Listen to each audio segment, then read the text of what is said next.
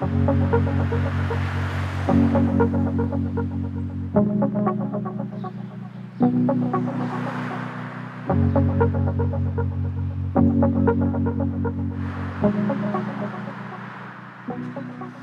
sommes sur le boulevard Gouin, dans l'arrondissement d'Annecy-Cartierville, quoique ce chemin passe à travers plusieurs arrondissements.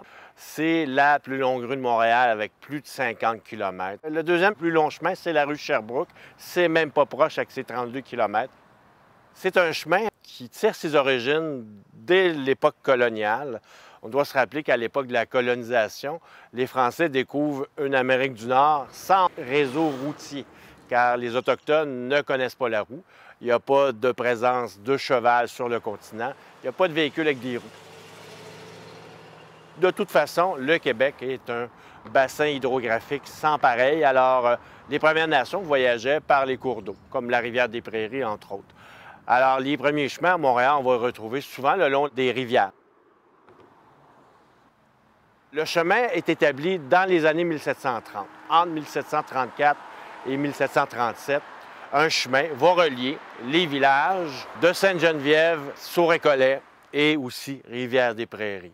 Alors, c'est les trois noyaux villageois qu'on retrouvait le long de ce chemin-là. Et éventuellement, on va faire un chemin qui va relier Montréal et Québec, qu'on va appeler un chemin du roi. Ce n'est pas un nom de rue, c'est un type de chemin.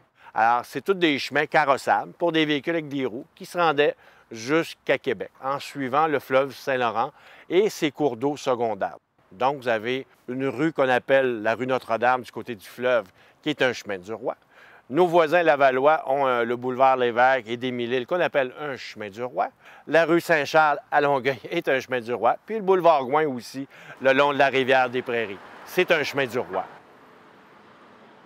Le boulevard Gouin, jusqu'à l'après-Deuxième Guerre mondiale, c'est le chemin principal des divers villages qu'on retrouvait dans le secteur. Les commerces, les banques, les magasins étaient sous boulevard Gouin. Et tout ce qui était au sud, c'était la campagne, c'était des champs.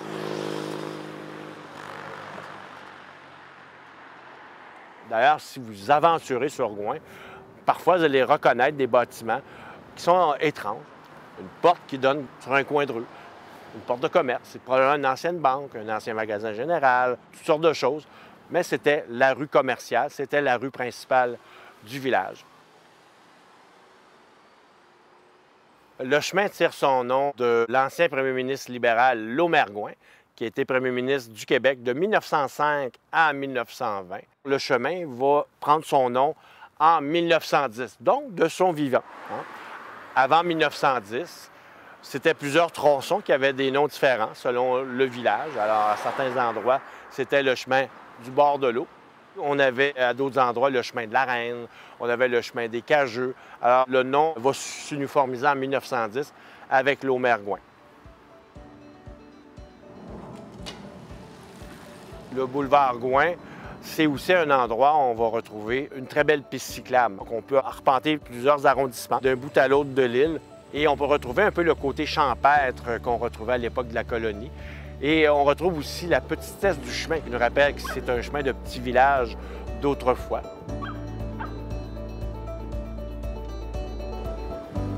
Alors, le boulevard Gouin, d'hier à aujourd'hui.